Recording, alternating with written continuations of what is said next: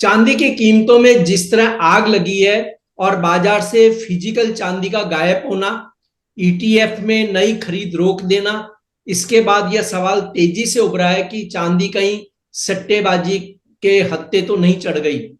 क्या इसमें सट्टेबाजी का रोल देखने को मिल रहा है? 1980 और 2011 जैसे पिछले सिल्वर बबल से क्या सीख मिलती है? ट्रेडर्स और निवेशक को इस स्थिति में कैसी रणनीति अपनानी चाहिए? इस पर बात करेंगे एलकेपी सिक्योरिटीज के commodity currency vice president Jatin Trivedi से। मैं हूं कमल शर्मा। जतिन जी, आपका स्वागत है मोलतोल में। नमस्कार कमल जी। जी नमस्कार। चांदी पर जतीन जी से बात करें उसके पहले चांदी से में पहले हुई सट्टेबाजी के इतिहास पर एक नजर डाल लें, क्योंकि शायद सभी हमारे दर्शक इससे वाकिफ न हो।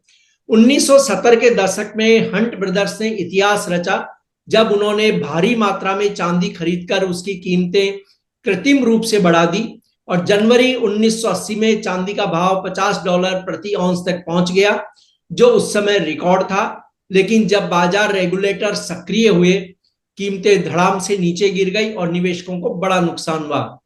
इसके बाद की अगर बात की जाए तो 2011 में फिर सट्टेबाजी का दौर लौटा, जब वैश्विक आर्थिक अनिश्चितता और डॉलर की कमजोरी ने चांदी को $49 प्रति औंस तक पहुंचा दिया। इस बार भी तेजी अस्थायी साबित हुई और कीमतें कुछ ही महीनों में आधी रह गई। हाल के वर्षों में भी डिजिटल ट्रेडिंग प्लेटफॉर्म और फ्यूचर मार्केट में चांदी कई बार शॉर्ट टर्म सट्टे का शिकार बनी। यह तो थी इतिहास की बात, लेकिन अब आज की बात की जाए तो जतिन जी, चांदी को सट्टेबाजों की मेटल भी कहा जाता है। जहां मुनाफे का बड़ा मौका है तो रिस्क भी उतना ही ज्यादा। क्या कहेंगे आप जी इस सब पर, जो हमने चांदी के सट्टेबाजी के इतिहास को बताया और वर्तमान पर आपसे राय लेने की कोशिश कर रहे हैं? देखिए, कमल जी, इसमें कैसा है कि दो बार हाथ जिसके जले हैं चांदी के अंदर, जहाँ पे सट्टेबाजों ने उसको इस तरह से घुमाया है कि जहाँ पर आप लेने के बाद उसको बेचने की सोच में आ जाते हैं कि इसमें से कैसे निकलूं मैं कि ये मेरे गले में फंस चुका है।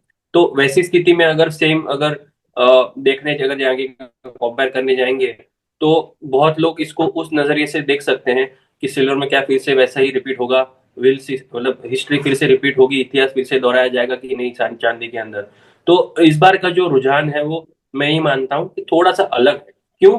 क्योंकि इस बार जो है वो सट्टा तो थोड़ा बहुत रहता ही है, और सिल्वर के अंदर तो सट्टेबाजों का बाजार तो आने ही वाला है। लेकिन इस बार कैसा है कि सेंट्रल बैंक की जो बाइंग है और गोल्ड की जो रैली है, वो दोनों ही इसके अंदर स्ट्रांगली इसको सपोर्ट करते हुए देखने मिल सकती है।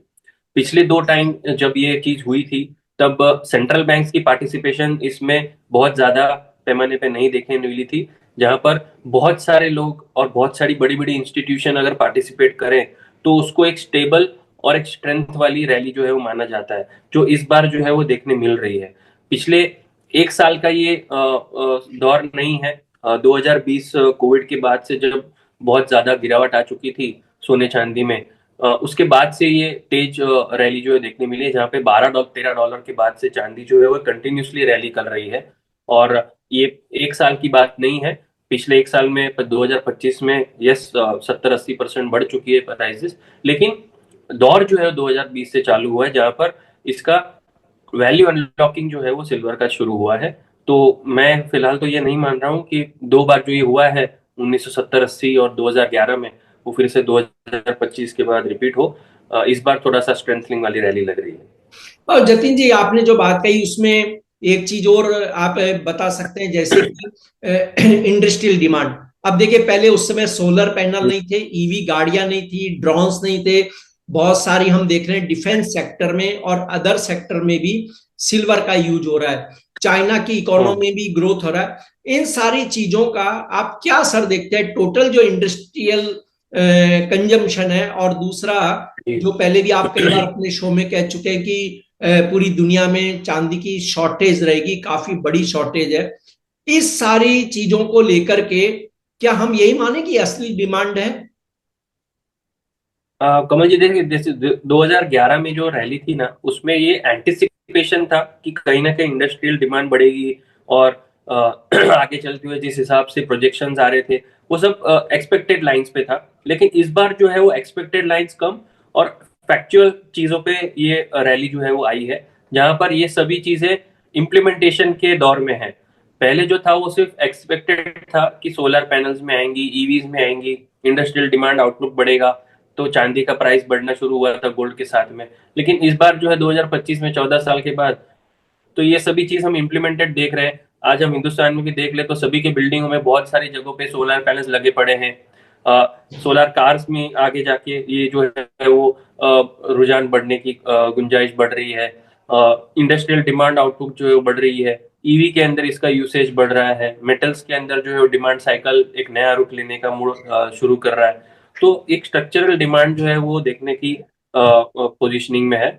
और सेंट्रल बैंक जो बाइंग कर रहे हैं वो इसी सब डेटा को देखकर एलोकेशन जो है बढ़ा रही है, जहां पर प्राइस आउटलुक जो है वो और भी बढ़ते हुए देखने जरूर मिल रहे हैं। लेकिन इमीडिएट बेसिस में और शॉर्ट टर्म में जो थोड़ा सा पेन है या थोड़ा करेक्टिव मूव जो है उसको हम कह सकते हैं कि ये रह सकता है। लेकिन ये उसके साथ कंपेयर करना मेरे हिसाब से थोड़ा सा डर का माहौल थोड़ा कम रखना चाहिए कि 2011 वाला रिपीट होगा क्या। तो उस सोच से चांदी में फिर से कदम ना डालें, चांदी में कदम डालें तो इस हिसाब से डालें कि एक स्ट्रक्चरल डिमांड आउटपुट है और एक इंडस्ट्रियल डिमांड जो solar panel, solar EV EV cars के अंदर जो रुझान बढ़ा है और मेन सेंट्रल बैंक जो है वो पार्टिसिपेट कर रही है। तो आपको इस बार जो है वो रैली जो है मुझे लगता है कि सस्टेनेबल रहेगी। डिप्स आएंगी लेकिन फिर से बाइंग भी जो है इमर्ज होती हुई देखने मिलेगी। जतिन जी, जैसे कि देखिए चांदी के 2 महीने के वायदा के प्राइस कल हमने देखा खास तौर पे कि दिसंबर और मार्च एक ही प्राइस पर आ गए थे लगभग लगभग। इस तरह की जब हाँ। घटना किसी भी कमोडिटी में होती है, चाहे वो सिल्वर गोल्ड या कोई भी कमोडिटी में जब होती है, उसको एक टेक्निकल लेवल से किस तरह देखना चाहिए किसी ट्रेडर को? कमल जी देखिए, बहुत टाइम ऐसा होता है कि जहां पर स्पॉट प्राइस जो है वो फ्यूचर प्राइस से बहुत ज्यादा प्रीमियम पे चलने लगता है। कभी कभी दोनों फ्यूचर्स जो है वो एक साथ एक जी। रुझान पे आ जाते हैं।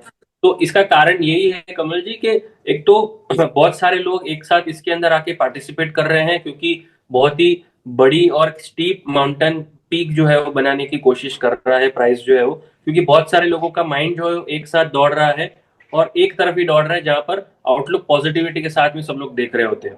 तो उसमें क्या होता है कि डिमांड जो है एकदम से पिकअप कर लेती है और सप्लाई जो है वो बहुत लिमिटेड बच जाती है। तो सिल्वर में इस बार ऐसा हुआ है कि सप्लाई जो है वो आगे के टाइम में कमिटमेंट के हिसाब से हो रहा है। जहां पर आपको नवंबर फरवरी में इस तरह की कमिटमेंट के साथ में आपको सप्लाई मिलेगी, उस हिसाब से आपको यहाँ पे डील्स देखने मिल रही हैं, जिसके कारण से ये थोड़ा सा असमंजस बना हुआ है स्पॉट के और फ्यूचर्स में, और फ्यूचर्स में भी।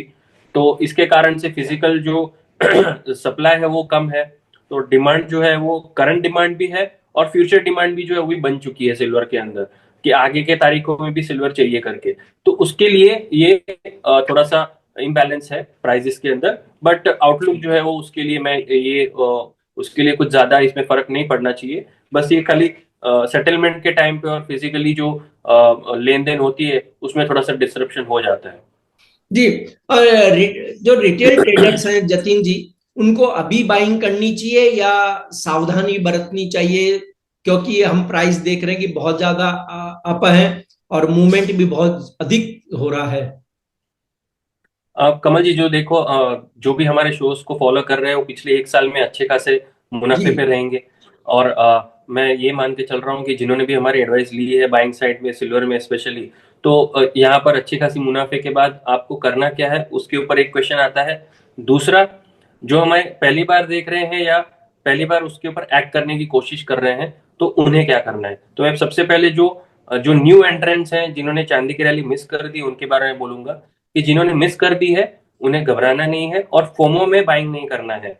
फोमो में बाइंग क्या होता है कि लोग जितना लेना चाहिए उससे ज्यादा ले लेते हैं, ओवर पोजीशन ले लेते हैं फोमो के अंदर। उससे क्या होता है कि थोड़ा भी अगर फॉल आ जाता है तो डर बैठ जाता है कि अरे बहुत ज्यादा लॉस हो जाएगा क्योंकि मैंने ज्यादा क्वांटिटी ले ली है। तो उसमें से फिर वो लॉस करके निकल जाते हैं और फिर कॉन्फिडेंस नहीं आता है कि सिल्वर के अंदर ले कि ना ले। तो इस मामले में जब आप न्यू एंट्रेंट हैं सिल्वर में और पिछली रैली अगर मिस कर दी है पिछले 3-4 महीने जी की, तो उसके अंदर क्या करना है, सिस्टमेटिक वे से एक थोड़ा सा लमसम अमाउंट डाले, और बाकी का अमाउंट परसेंटेज में मैं बता देता हूँ कि आपका अमाउंट आपके हिसाब से जो भी हो, परसेंटेज वाइज देखें तो 30 to 35% सिल्वर में अभी डालें।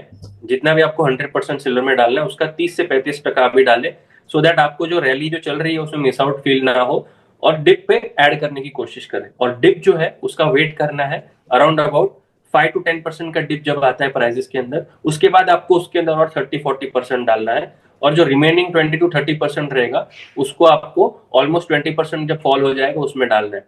ये फॉल कब आएगा ये कहना अभी फिलहाल तो मुश्किल है, लेकिन जिस हिसाब से लेवल्स बन रहे हैं उस हिसाब से मैं देखूं तो 1,35,000 से 1,40,000 बहुत ही इंपॉर्टेंट सपोर्ट जोन है। मैं ये मान के चल रहा हूँ इस लेवल पे जब भी प्राइसेस आएंगे तो वहां से वापस से एक अच्छी डिमांड जो है वो फिर से देखने मिल सकती है, और इस लेवल के आसपास लेना भी एक सेफ हो जाएगा, क्योंकि जो लेवल जो चले हैं और रिट्रेस जो हम लोग टूल यूज करते हैं, तो रिट्रेसमेंट के हिसाब से 1,35 से 1,40 जो है बढ़िया लेवल हो जाएगा रिट्रेसमेंट का। जी। और जतिन जी, अगर हम ये देखें क्योंकि अब धनतेरस भी आ चुकी है, दिवाली भी बहुत नजदीक है, और आज पुष्य नक्षत्र है, तो काफी गोल्ड सिल्वर की बाइंग भी जी होती है। अगर हम जी। आप एक साल का नजरिया ले अब हम, तो सिल्वर आप लगभग क्या भाव देखते हैं जब हम इसे आपके बताए गए सपोर्ट लेवल 1,35 या 1,40,000 रुपए के आसपास कोई बाई करता है तो? कमल जी, मैं ये मान रहा हूँ कि 35 से 40% की रैली जो है और ड्यू है सिल्वर के अंदर, क्योंकि कॉमेक्स में भी अभी अभी लाइफ टाइम हाई क्रॉस करके होल्ड करना भी शुरू किया है उसने। $50 के ऊपर होल्ड करना बहुत ही मुश्किल रहा है उसको 2 से 3 बार, अब तीसरी बार जो उसने क्रॉस किया है तो होल्ड भी करना शुरू किया है। तो बेस सपोर्ट जो है वो ऊपर आते जा रहे हैं, जहां पर नेक्स्ट बेस सपोर्ट जो अब बन रहा है वो $40 के आसपास बन रहा है, और जो भी नेक्स्ट एक्सटेंडेड लेवल्स के जो रेजिस्टेंस बने वो भी करीब करीब $65 से $75 के बन रहे हैं।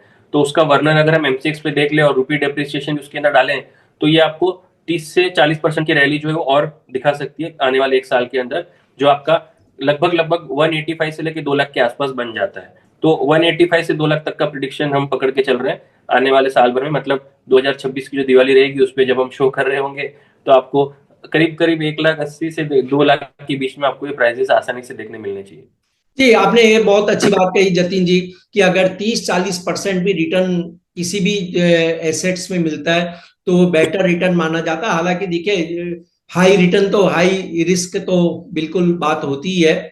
और जी जी। आपने जो ये व्यू दिया उससे लोग सहमत होंगे, लेकिन देखिए अभी कुछ इंटरनेशनल ब्रोकर्स ने सिल्वर के $75 से ऊपर तक जाने की भविष्यवाणी की है।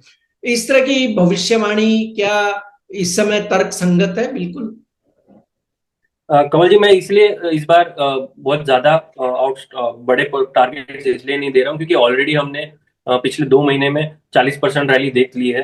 तो उसके बाद जो थोड़ा सा रिट्रेस आने के बाद अगर आप लेवल्स देखेंगे तो आपको ऑटोमेटिकली वो बड़े गेन्स मिल जाएंगे, जी इसलिए मैं थोड़ा सा रिट्रेसमेंट का वेट कर रहा हूँ।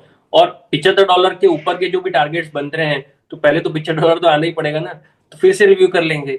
तो वहां पे जी आपको बुकिंग करना है या ट्रेल करना है वो व्यू देंगे हम आपको। तो पहले $75 तो एक बिल्कुल। बेस उसका टारगेट पकड़ के चलते हैं, तो लिमिटेड अपसाइड पकड़े, और लिमिटेड अपसाइड भी अच्छी खासी है $75 के आसपास की। तो ये एक रुझान बनाना बहुत जरूरी है। जी, आपका कोई डिस्क्लेमर जतिन जी? कमल जी, मैं गोल्ड और सिल्वर दोनों के ईटीएफ में एक निवेशक के तौर पे बना रहता हूँ, और क्लाइंट्स को एडवाइस भी जाती है गोल्ड और सिल्वर के अंदर, ट्रेडिंग कॉल्स भी जाती है। तो इसके अंदर लॉन्गर टर्म हिसाब से मैं निवेशक बना रहता हूँ गोल्ड सिल्वर। जी, आपका धन्यवाद, शुक्रिया जतिन जी।